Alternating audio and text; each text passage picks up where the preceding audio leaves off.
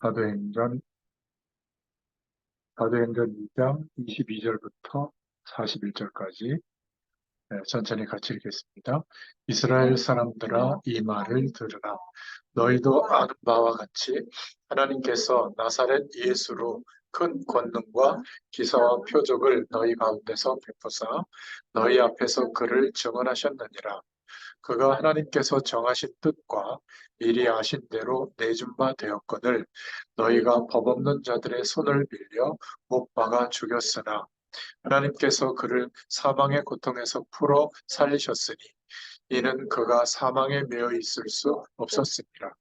다윗이 그를 가리켜 이르되 내가 항상 내 앞에 계신 주를 배웠으며 나로 요동하지 않게 하기 위하여 그가 내 우편에 계시도다. 그러므로 내 마음이 기뻐하였고 내 혀도 즐거워하였으며 육체도 희망에 거하리니 이는 내 영혼을 음부에 버리지 아니하시며 주의 거룩한 자로 썩음을 당하지 않게 하실 것이미로다. 주께서 생명의 길을 내게 보이셨으니 주 앞에서 내게 기쁨이 충만하게 하시리로다 하였으므로 형제들아 내가 조상 다윗에 대하여 담대히 말할 수 있노니 다윗이 죽어 장사되어 그 묘가 오늘까지 우리 중에 있도다. 그는 선지자라 하나님이 이미 맹세하사 그 자손 중에서 한 사람을 그 위에 앉게 하리라 하심을 알고 미리 본 고로 그리스도의 부활을 말하되 그가 음부에 버림이 되지 않고 그의 육신이 썩음을 당하지 아니하시리라 하더니 이 예수를 하나님이 살리신지라 우리가 다 일의 증인이로다. 하나님이 오른손으로 예수를 높이심에 그가 약속하신 성령을 아버지께 받아서 너희가 보고 듣는 이것을 부어주셨느니라. 다윗은 하늘에 올라가지 못하였으나 친히 말하여 이르되 주께서 내 주에게 말씀하시기를 내가 내 원수로 내 발등상이 되게 하기까지 너는 내 우편에 앉아 있으라 하셨도다 하였으니 그런즉 이스라엘 온 집은 확실히 알지니 너희가 십자가에 못 박은 이 예수를 하나님이 주와 그리스도가 되게 하셨느니라 하니라. 그들이 이 말을 듣고 마음에 찔려 베드로와 다른 사도들에게 물어 이르되 형제들아 우리가 어찌할꼬 하거늘 베드로가 이르되 너희가 회개하여 각각 예수 그리스도의 이름으로 세례를 받고 죄 사함을 받으라. 그리하면 성령의 선물을 받으리니 이 약속은 너희와 너희 자녀와 모든 먼데 사람 곧 주 우리 하나님이 얼마든지 부르시는 자들에게 하신 것이라 하고 또 여러 말로 확증하며 권하여 이르되 너희가 이 패역한 세대에서 구원을 받으라 하니 그 말을 받은 사람들은 세례를 받음에 이 날의 신도의 수가 3천이나 더하더라. 아멘. 예, 오늘 사도행전 2장 22절부터 41절까지 말씀을 읽었는데요. 함께 은혜를 나눌 제목은 하나님을 바라보는 초대교회라는 제목입니다. 우리 산업 현장에서 많은 분들이 고민하는 것이 왜 열매가 잘 안 일어날까? 이런 고민을 많이 합니다. 물론 뭐 경제적인 어떤 부를 이루는 것 이것도 고민이지만 전도의 문이 왜 많이 안 열릴까? 이런 고민들을 전도자들은 합니다.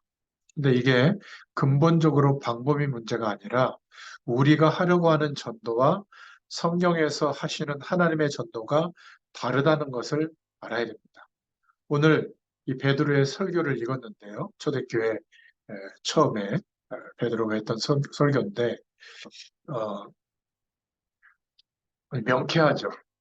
구약의 다윗 한 사람을 인용하면서 메시아를 증거하고 있는 내용인데요. 이미 마가다락방에 모인 사람들은 하나님의 말씀이 복음 중심으로 깨끗하고 성령의 감동을 받으니까 모든 성도에게 자기에게 임한 하나님의 능력을 좀 증거하고 있는 것이거든요. 그래서 사도행전 2장 22절에 오늘 읽었습니다마는 이스라엘 사람들아 이 말을 들으라. 너희도 아는 바에 하나님께서 나사렛 예수로 큰 권능과 기사와 표적을 너희 가운데서 베푸사 너희 앞에서 그를 증거하셨느니라. 하나님께서 예수로 큰 권능과 기사와 표적, 도저히 사람으로서 할 수 없는 일이 일어나지 않았느냐, 이렇게 말하고 있는 거죠. 예수 그리스도의 주 되신 증거를 베드로가 오늘 설교를 통해서 말하고 있는 겁니다. 우리에게도 예수님이 나에게 그리스도 되신 증거를 분명히 붙잡아야 될 줄로 믿습니다. 지금 전 세계에 일어나는 모든 일들은 선교적으로 땅끝까지 복음이 증거되어지도록 하시는 하나님이 우리에게 허락하신 증거들이에요. 언약의 관점으로 보면 그렇습니다.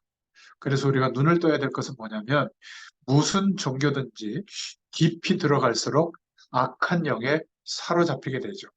우리는 하나님께 가까이 나아가면 나아갈수록 성령께서 우리와 함께 하시는 변화가 일어나는데 어떤 종교든지 깊이 들어갈수록 이상해집니다. 영적으로 사로잡히게 되죠. 그래서 예수 그리스도의 이름으로 명할 때 사탄이 쫓겨나고 놀라운 이적과 기사가 일어나게 되는 겁니다. 초대교회 시작에 이런 일들이 벌어졌죠. 결국 예수 그리스도께서 하나님 되심을 실제적으로 말하고 있는 겁니다. 앞으로 보겠지만 사도행전 3장에 보면 40년 동안 일어나 본 적이 없는 안진뱅이가 일어나게 되죠. 우리는 그냥 그렇지 않은데 창조의 능력의 하나님 나사렛 예수 이름으로 일어나 걸어라 이렇게 선포했을 때 하나님 되시는 실제적인 증거가 나타난 사건이거든요.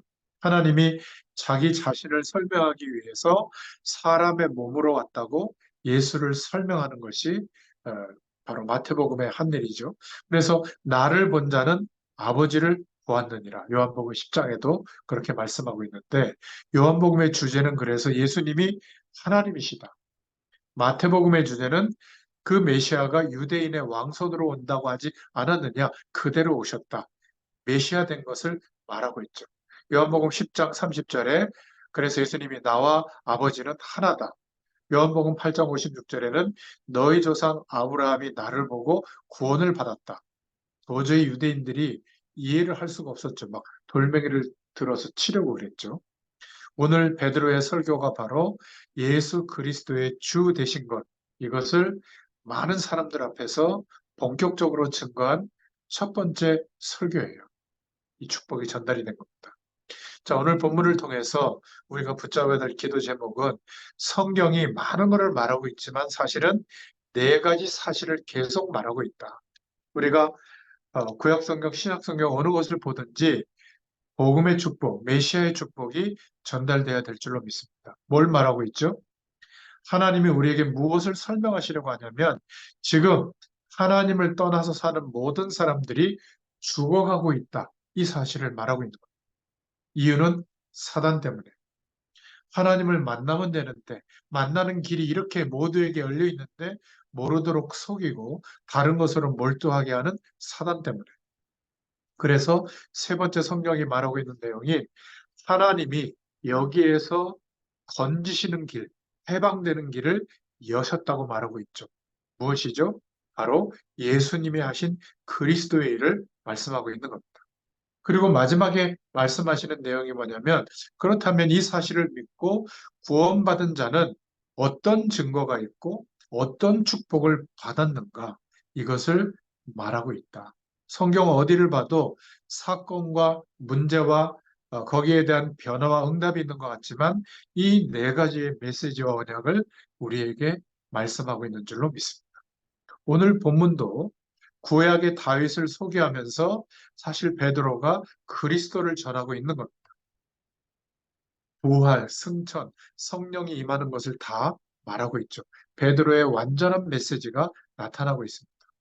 2장 30절에 보면 그는 선지자라 하나님이 이미 맹세하사 그 자손 중에서 한 사람을 그 위에 앉게 하리라 하심을 알고 무슨 말이냐면 다윗이 자기 후손을 통해서 메시아 올 줄을 벌써 알았다. 이렇게 베드로가 다윗을 소개하는 거예요.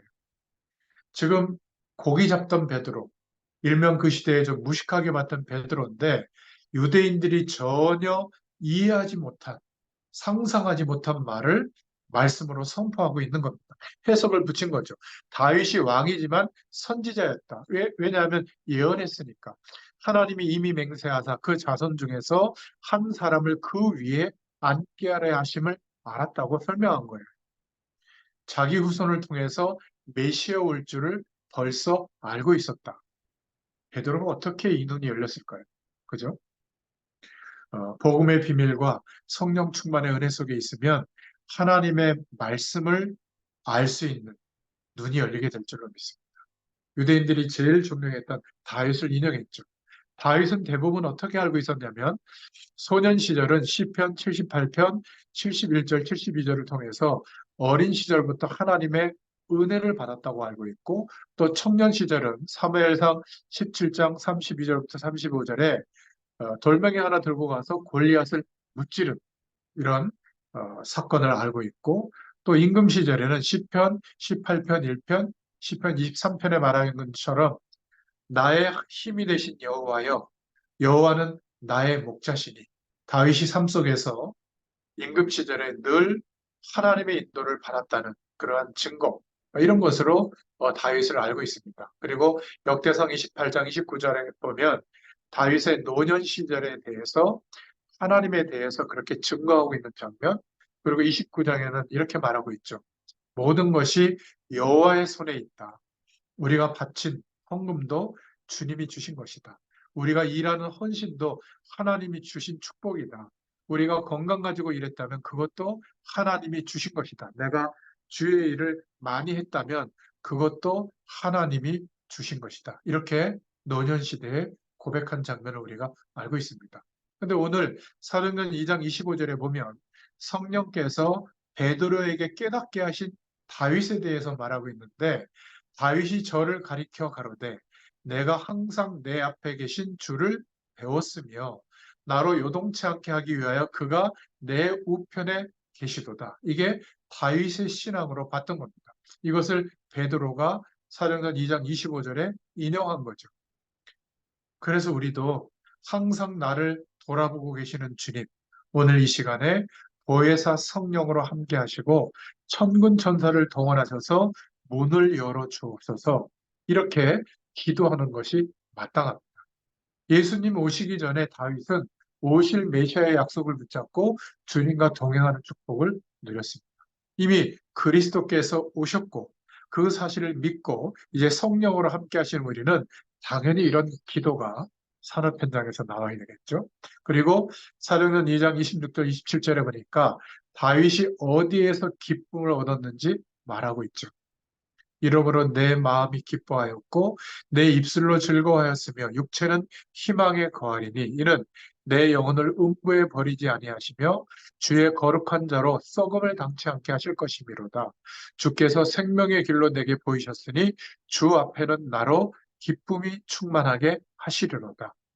주님 안에 기쁘고 주님 안에서 즐거움을 누리면 될 줄로 믿습니다. 이게 다윗이 누렸던 비밀이고 베드로가 이것을 본 거예요. 주님 안에서 기쁘고 주님 안에서 즐겁고 주님 안에서 행복하고 이래야 참된 성공자로 서게 될 줄로 믿습니다. 다윗이 그랬어요. 다른 것으로 인해서 기뻐하는 것은 곤란한 상황이 오게 되는 거죠. 아까 우리가 얘기를 나눴던 것처럼. 그래서 다섯 번째로 주님 안에서 다윗을 소개하면서 베드로는 중요한 것을 초대교회 하나는 붙잡게 했습니다. 2장 28절에 주께서 생명의 길로 내게 보이셨으니 주의 앞에서 나로 기쁨이 충만하게 하시리로다. 생명의 길이 무엇인가? 이걸 붙잡게 했고요.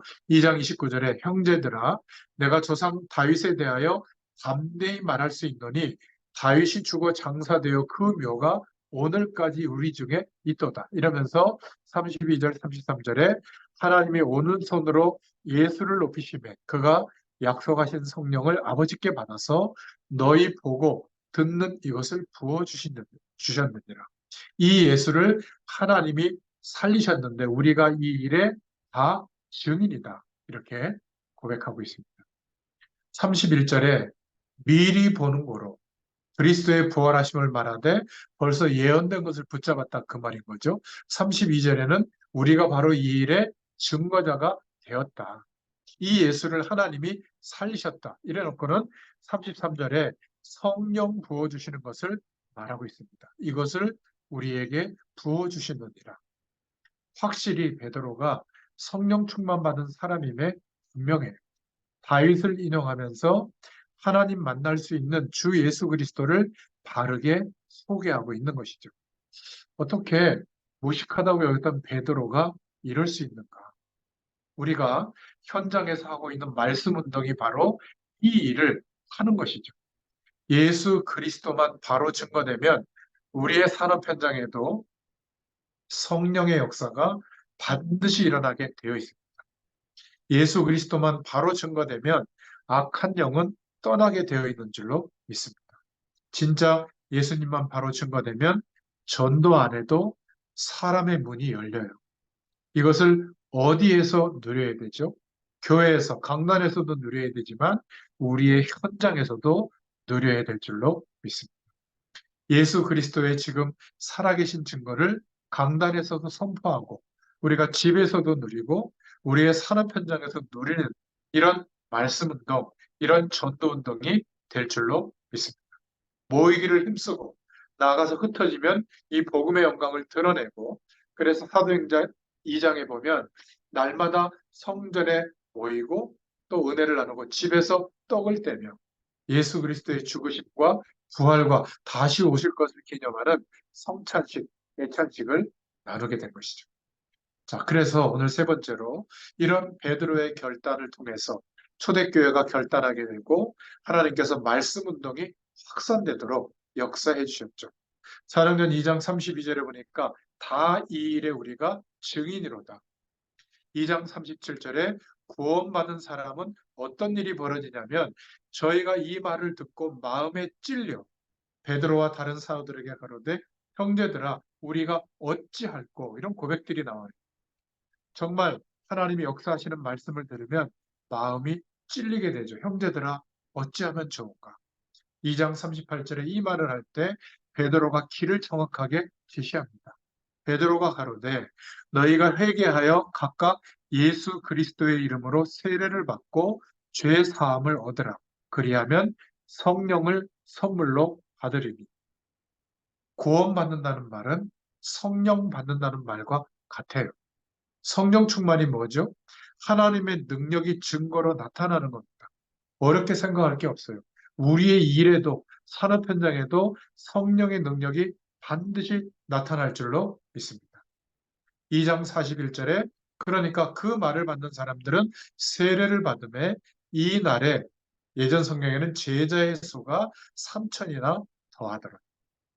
그래서 말씀 운동하는 현장마다 복음이 제대로 이해되고 체험된 사람이 세워지고 거기에 증인으로 파송되는 줄로 믿습니다. 역사가 안 일어날 수가 없죠.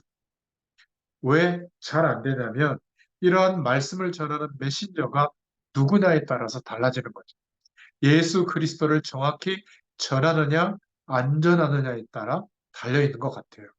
정말로 복음을 깨닫고 전하면 하나님의 역사가 일어나게 되어 있습니다.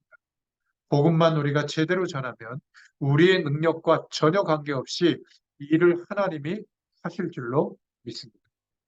빨리 안 된다고 절대 낙심할 일이 아닌 이유가 여기에 있는 거죠. 자, 이랬더니 사도행전 2장 42절, 47절에 말씀 운동이 확산되어지죠. 집집마다 말씀 운동이 확산되고요. 주님께서 그리스도의 이름을 높이시기 위해서 사도행전 3장에는 안진뱅이를 일으켜 세웠고 거기에 대한 증인들로 초대교인들을 세우셨습니다. 특히 베드로를 세우셨죠. 그리고 하나님께서 평안을 주셨습니다. 저와 여러분에게 복음을 받은 사람이 평안이 와야 될 줄로 믿습니다.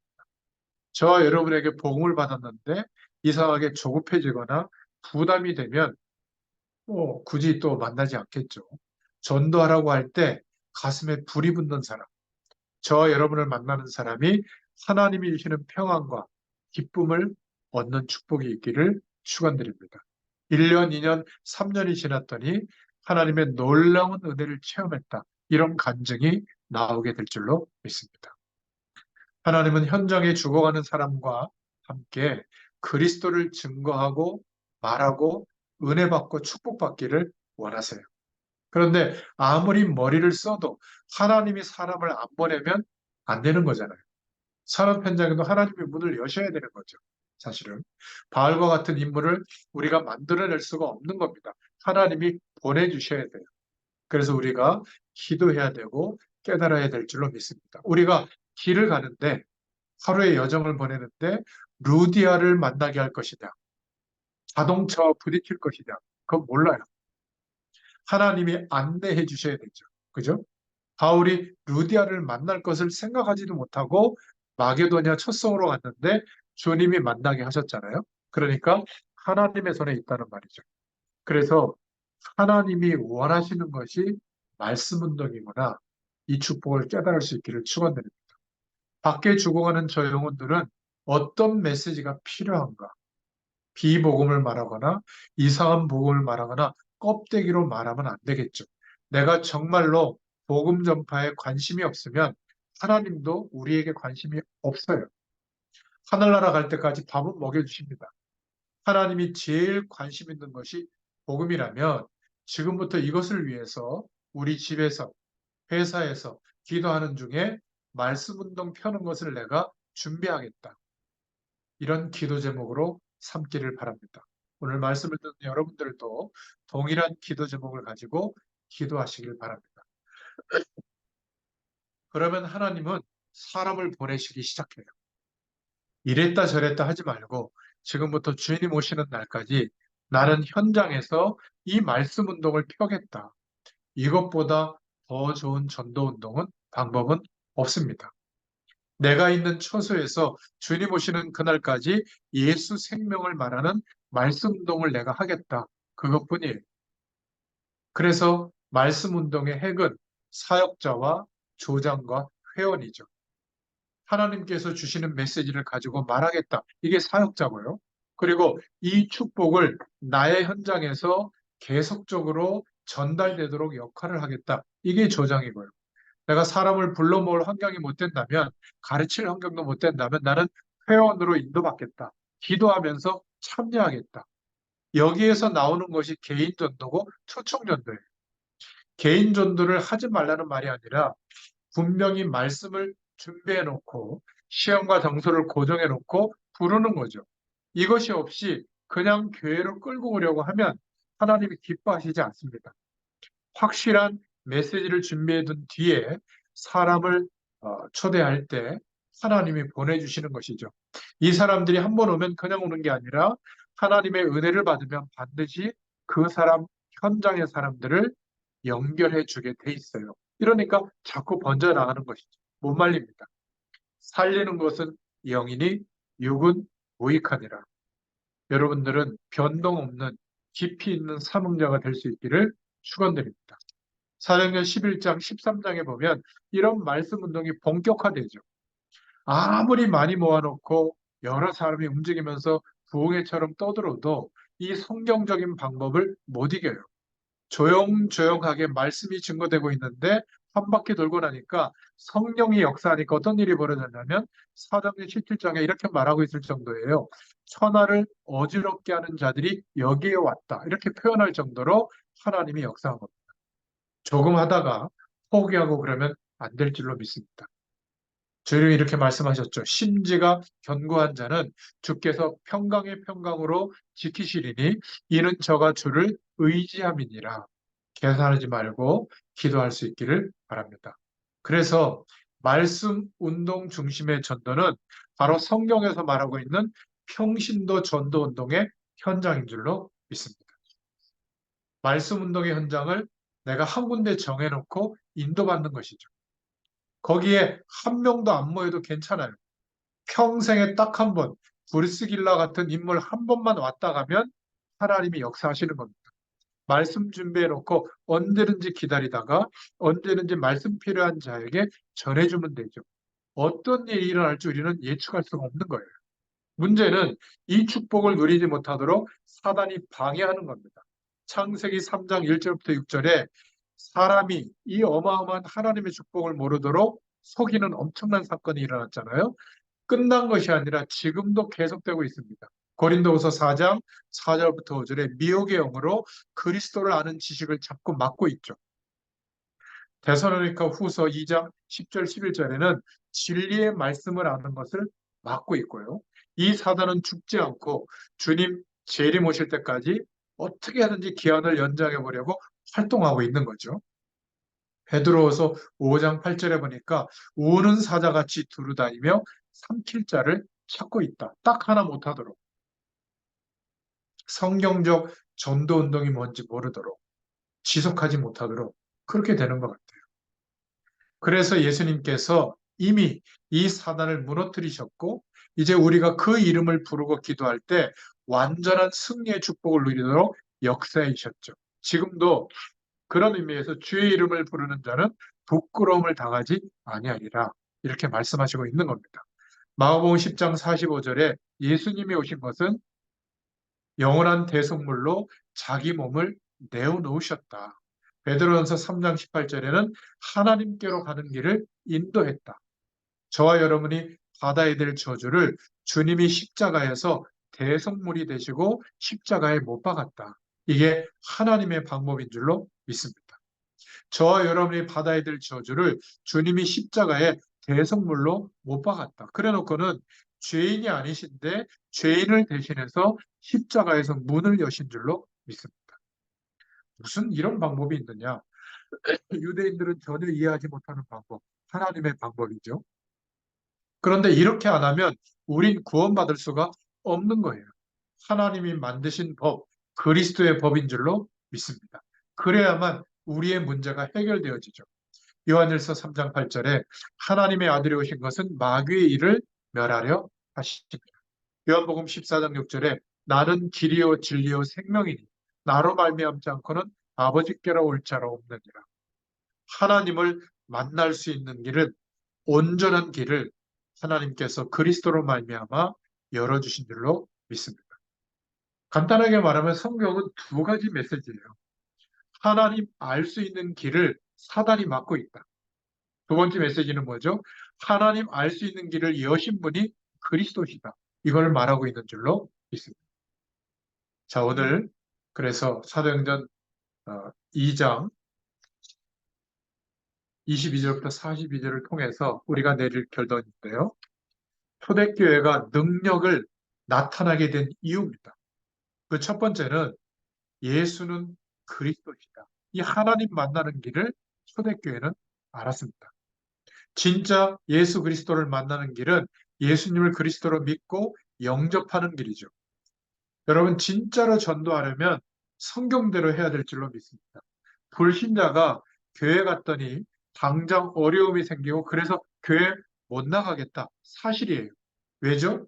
구원 못 받았기 때문에. 그 사람은 사단의 컨트롤을 받는 거죠.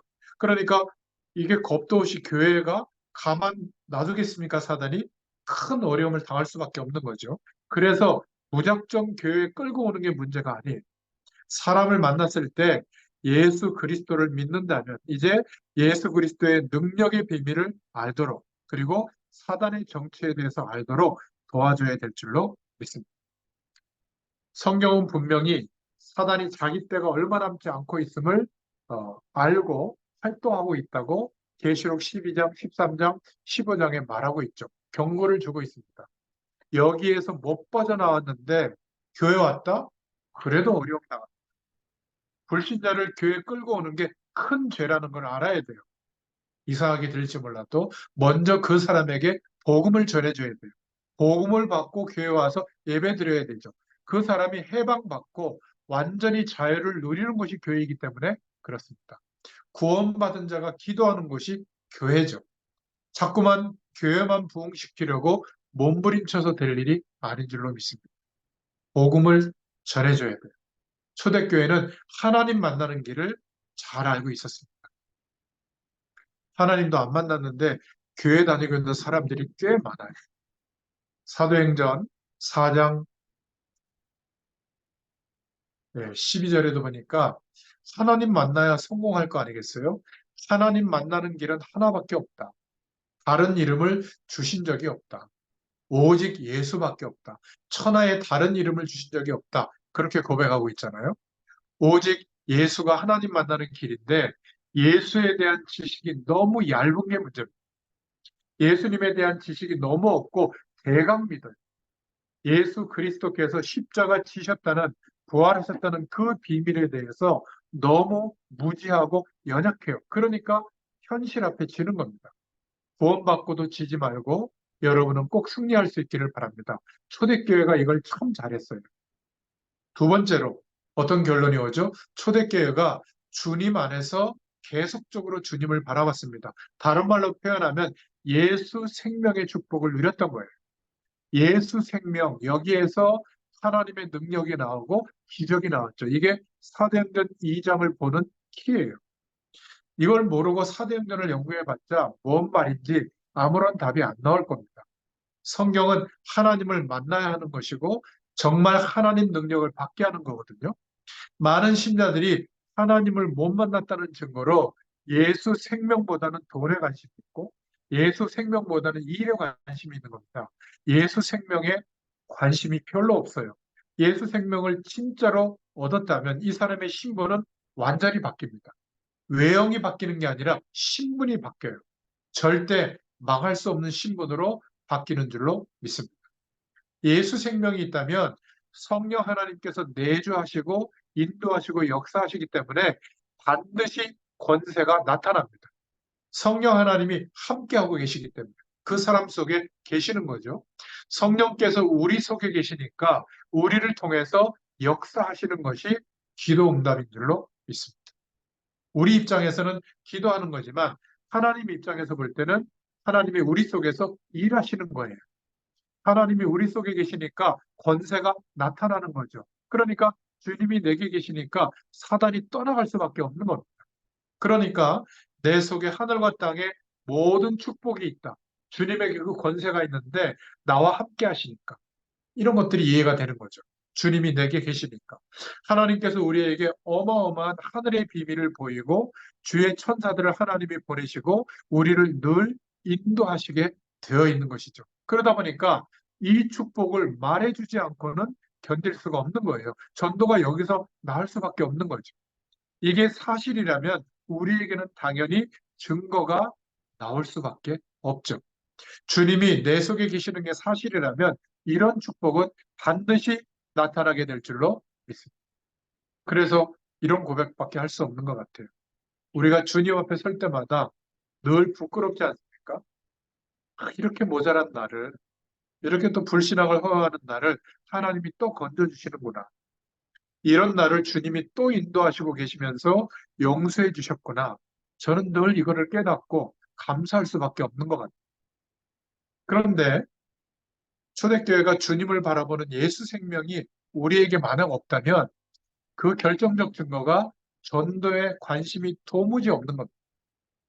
그래서 예수 생명이 없다는 결정적 증거로 자꾸 다른 데 관심이 집중되는 거예요.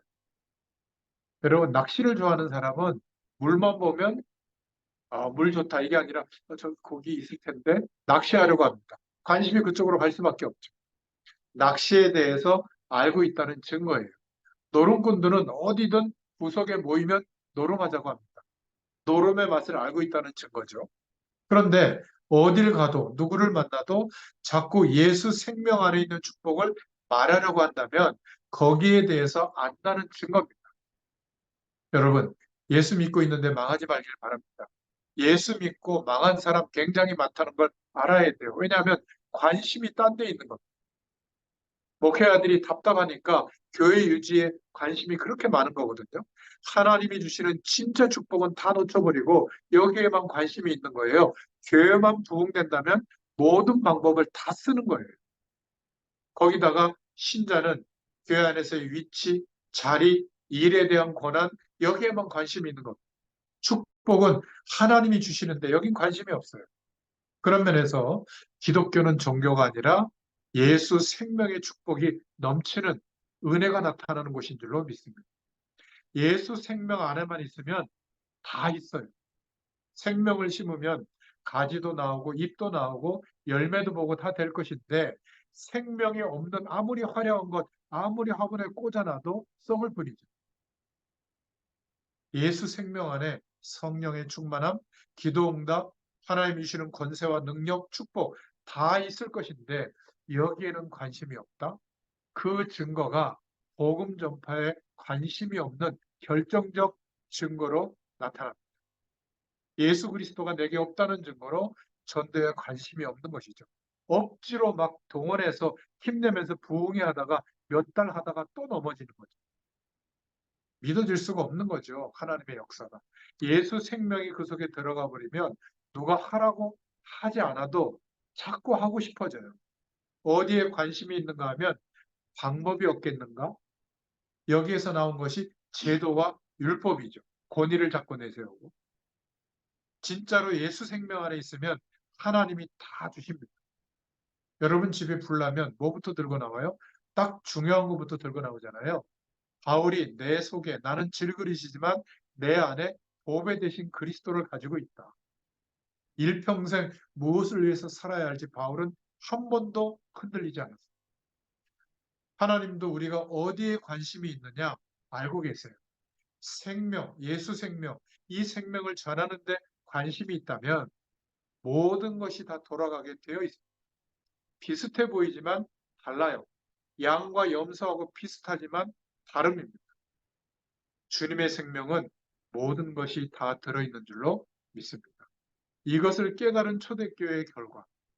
바울이 어떤 고백을 했죠? 에베소서 1장 3절에 하늘의 신령한 복을 그리스도 안에서 내게 복 주시려고 불렀다. 에베소서 1장 10절에는 하늘에 있는 것, 땅에 있는 것 전부 그리스도 안에서 통일되어 있구나. 주의 이름을 부르니까 내 속에 성령이 임하고 나와 동행하는구나. 주님의 이름으로 기도할 때 하나님의 역사가 일어나는구나. 바울은 분명히 알게 된 겁니다.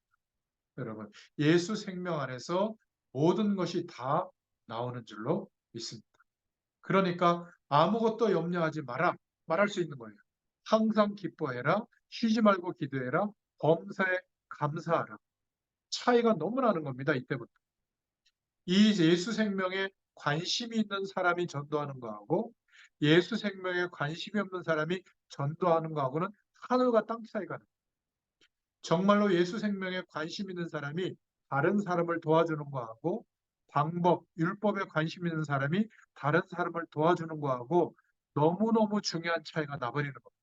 그러니까 실컷 틀림없이 일하고 잘 안 되는 결과가 오는 거예요. 이게 예수 생명 있는 사람은 별로 안 하는 것처럼 보이는데 열매가 많이 나옵니다. 하나님이 열매 맺게 하시거든요. 평생 헌금하고 싸움하면서 열심히 일했는데도 결론적으로는 잘 안 되고 힘들어서 교회를 옮기는 사람이 너무 많아요. 잘 안 되니까 뭐가 나오죠? 그때부터 인본주의가 나오는 겁니다. 또 책임을 누구에게 전가하고 핑계가 나오고 그러는 거죠. 그러다가 나중에는 싸움이 붙는 겁니다. 싸움하려면 패거리가 필요하잖아요. 그래서 우리끼리 막 똘똘 묻히는 겁니다. 하나님이 우리를 그렇게 부른 것이 아닙니다. 관심이 예수 생명에 있지 않고 다른 쪽에 있는 사람 얼굴을 보세요. 한 10년쯤 있으면 완전히 염려투성이 말씀을 듣고 있는데도 그쪽에 가 있습니다. 불신자들은 술 한 잔 먹고 없애버리지만 신자들은 맨정신으로 풀려지지가 않는 거예요. 그러니까 살아남기가 어려운 겁니다. 이러니 남는 색깔이 뭐죠? 시기하고 질투하고 남 좀 잘하는 거 있으면 못 보죠. 왜냐? 생명과 관계없으니까 좀 잘 되어 있는 거 보면 배가 아파서 못 봐주는 겁니다. 그런 분들의 결정적인 결과로 후손들을 보면 믿음이 하나도 없죠. 부모님이 믿는 하나님이 시원찮은데 아들, 딸들이 믿겠습니까? 이건 보통 문제가 아니에요. 이 예수 생명 안에서 모든 것이 다 나오게 되어 있다. 그 증거 서신이 14권의 바울 서신인 줄로 믿습니다. 이걸 초대교회가 참 잘했어요. 이러니까 전 교인이 똑같이 하나님을 바라보게 되고 하나가 되는 거예요. 일부러 막 하나가 되도록 막 묶어가지고 북한처럼 5인 1조 감시하듯이 막 누가 무슨 소리 하나 듣고 파악하고 보고 올리고 그런 일을 할 필요가 없는 거예요. 오히려 현장에서 전도운동하는 말씀운동하는 시간만 더 없애는 거예요. 자꾸 또 눈에 보이는 자리에 앉혀놔야 될 거 아니에요. 그러니까 모이게 하고 모이는 곳에서 그걸 하라는 거죠. 모든 교회들이 이런 프로그램에 딱 짜여져 있어요. 월화수목금토일. 우리끼리 놀고 있는 거죠. 이러다 보니까 여호와 증인, 대순진리교, 뭐 단월드 이런 데서 어마어마하게 포교 활동을 하거든요. 우리는 현장에서 복음 전하는 일이 사라진 지가 오래예요. 1년이 지나가도록 단 한 명에게도 복음 전할 기회가 없는 사람들이 거의 90% 이상입니다. 이거는 비정상이거든요. 그런데 모일 때마다 어쩌면 일이 그렇게 많은지 몰라요. 일을 하지 말라는 게 절대 아닙니다. 생명과 관계 있느냐? 그렇다면 일할수록 축복이에요. 여러분, 교회 하나가 되려면 전교인이 하나님을 바라보면 그때 기적이 일어납니다. 기도응답이 되는가 안 되는가 여기에 문제가 있다는 것을 우리가 짚어야 됩니다. 생명과 관계 있는 것이죠. 살리는 것은 영이니 육은 무익합니다. 그래서 사도행전 2장 42절부터 47절에 특히 2장 42절에 보면 저희가 무슨 말이죠? 예배죠. 사도의 가르침, 말씀을 따라가게 되는 거죠. 주의 종들을 존경할 수밖에 없는 결과가 나옵니다.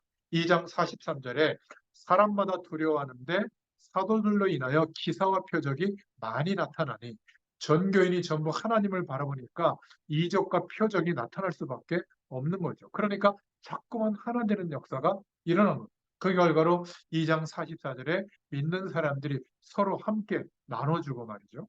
자연적으로 말씀 운동이 현장에는 일어나고 2장 46절에 날마다 성전에서 날마다 집에서 떡을 떼며 모이고 성전에서도 모이고 말씀 운동을 펴게 된 거죠. 이게 초대교회가 그 당시 세계를 복음한 성경적 전도 운동의 핵심인 줄로 믿습니다. 능력이 나타나게 된 거죠. 그러니까 2장 47절에 하나님을 찬미하며 또 온 백성에게 칭송을 받으니 주께서 구원받는 사람을 날마다 더하게 하신다. 하나님은 구원받을 영혼을 완벽하게 준비하신 줄로 믿습니다. 정말로 하나님을 만나길 원하는가? 그렇다면 우리가 전도에 대한 오해를 풀어야 됩니다. 하나님께서 하시는 전도는 의외로 쉬워요. 생각이 바뀌지 않는 한 이 전도의 문들이 참 열려지지가 않죠. 전도에 대해서 우리가 완전하게 되어서 전도해야 된다고 생각하는데 그렇지 않아요. 전도는 지금이에요. 지금 나와 함께 계시는 하나님을 말하는 거죠. 그때 완전한 축복이 우리는 부족한데도 따라오게 되어 있는 줄로 믿습니다.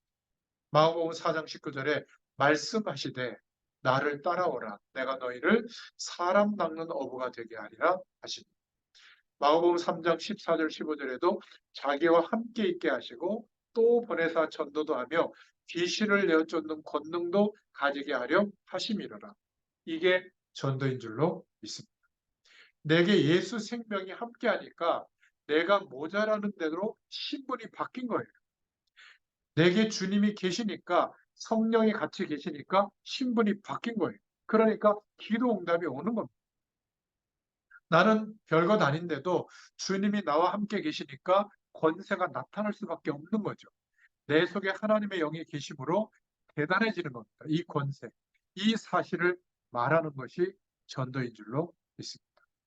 우리가 완전하게 되기 위해서는 죽는 것밖에 없는데 우리가 이 땅에서 주님이 나와 함께 계심을 말하는 것이 전도예요. 왜 그렇게 되었는지 지금 모든 사람들이 거의 죽어가고 있습니다. 복음 전해줘야 될 줄로 믿습니다. 그 속에 하나님의 모든 축복이 있습니다. 그래서 마태복음 28장 20절에 볼지어다 내가 세상 끝날까지 너희와 항상 함께 있으리라. 복음을 전한 교회나 전도자나 복음 전하는 일을 하나님이 버리신 적이 지금까지 한 번도 없는 줄로 믿습니다. 저와 여러분의 죽고 사는 건 하나님의 손에 있어요. 그렇다면 하나님이 지금 제일 관심 가지고 계시는 게 뭐겠습니까? 예수님을 십자가에 못 박을 이유가 뭐겠어요? 지금 하나님이 제일 관심 가지시는 것. 이게 우리에게 되어질 때 하나님과 초점이 맞춰지고 방향이 같아지게 될 줄로 믿습니다. 이때가 바로 하나님의 근원적인 복이 임하는 때예요. 구원이 뭐냐? 예수 이름은 어떤 이름이냐, 예수님은 어떤 권세를 우리에게 주셨느냐, 이런 것을 이해하게 되는 줄로 믿습니다. 자, 이렇게 되면 복음 전하는 것은 하나도 어렵지가 않은 것이죠. 초대교회에 주신 이 응답이 우리에게도 동일하게 있게 되기를 축원드립니다. 하나님을 바라보는 초대교회 응답이 이번 주일에도 우리 현장에 있기를 축원드립니다. 기도하겠습니다. 하나님 감사합니다. 사도행전 2장에 다윗을 통해서 깨닫게 하신 베드로의 그 고백의 설교가 초대교회를 움직이게 했던 것처럼 우리에게도 하나님을 바라보는 그 중심이 날마다 더하게 하시되 예수 생명 안에 모든 것이 있음을 발견하게 되는 매일매일이 되도록 증인의 자리에 저희들을 세우시고 인도하시기를 소원합니다. 감사드리며 예수님의 이름으로 기도드렸습니다. 아멘. 감사합니다.